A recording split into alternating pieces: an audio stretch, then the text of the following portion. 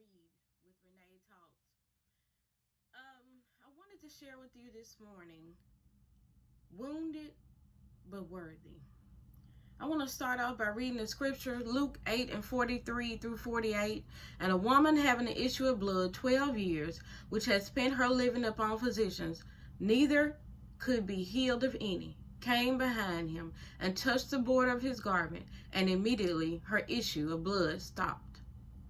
And Jesus said, "Who touched me?" And when all denied, Peter and they that were with him said, "Master, the multitude throng thee, and sayest thou, Who touched me?" And Jesus said, "Somebody hath touched me, for I perceive that virtue is gone out of me." And when the woman saw that she was not hid, she came trembling and falling down before him. And she declared unto him before all the people for what cause she had touched him, and how she was healed immediately. And he said unto her, "Daughter, be of good comfort.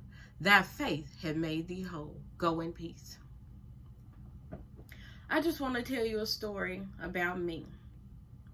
When I was 7 years old, every morning I used to get up and get ready for school. And I would go and see my dad before I went to get on the bus. And he would have a smile for me, and he would talk to me. And sometimes he would give me some money for that day. One particular morning, I got up for school, and I was ready to see my dad. And when I went into his room, I was in for a surprise because he was unconscious. He was not talking. His eyes were not open. My dad had had a seizure. My grandmother told me, she said, "Your dad is sick." She said, "I sent for the neighbor to come and take him to the doctor." I was only 7. I didn't know why he wasn't talking to me. I didn't know why he seemed like he was asleep. I really didn't even understand what my grandmother was saying to me. But that was the last time I saw my dad.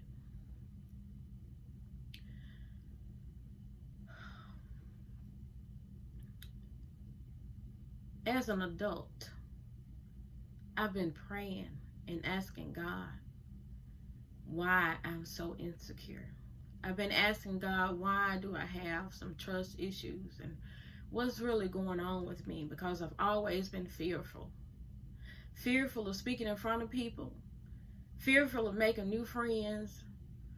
I've just been fearful. I would be afraid for my own children to go certain places or do certain things. I didn't want anything to happen to them. I just was a very insecure person. And I came to realize that I was not healed. When I walked in on my dad that morning, I was wounded, because that was the last time I saw my dad alive. And he passed away shortly after that. I didn't get any counseling. I didn't talk to anybody about it. I just kind of dealt with it. And when I began to pray and ask God about my insecurities, he said, "You were wounded. You were 7 years old and you were wounded." When I think about this lady in the Bible with the issue of blood, she was wounded. She was bleeding. She was bleeding. And she believed if she just touched the hem of his garment, she would be healed. And that's what was wrong with me. I was emotionally bleeding and wounded and didn't know it. My insecurities and my issues manifested themselves in different ways. Sometimes it was anger, sometimes it was unforgiveness, and most of the time it was insecurity. And I was trying to make sense of it all. And I said, "God," I just don't understand. He said, "Well, let me tell it to you like this." He said, "Just imagine somebody have a deep cut and they put a Band-Aid on it, but it continues to bleed out of the Band-Aid. So they get a bigger Band-Aid and they try to cover it up. They get some tape and some gauze." He said, "But they keep bleeding and they really don't want anybody to see that they're wounded. But they get to the point where they can't hide it anymore."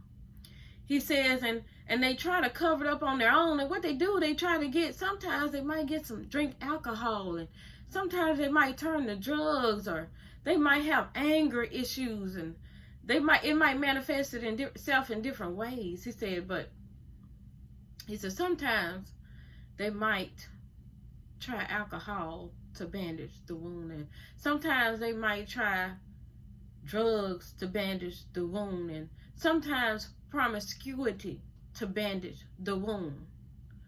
He said, and when they tried all they can try, you know, and I'm sure the woman with the issue of blood, she went to many doctors.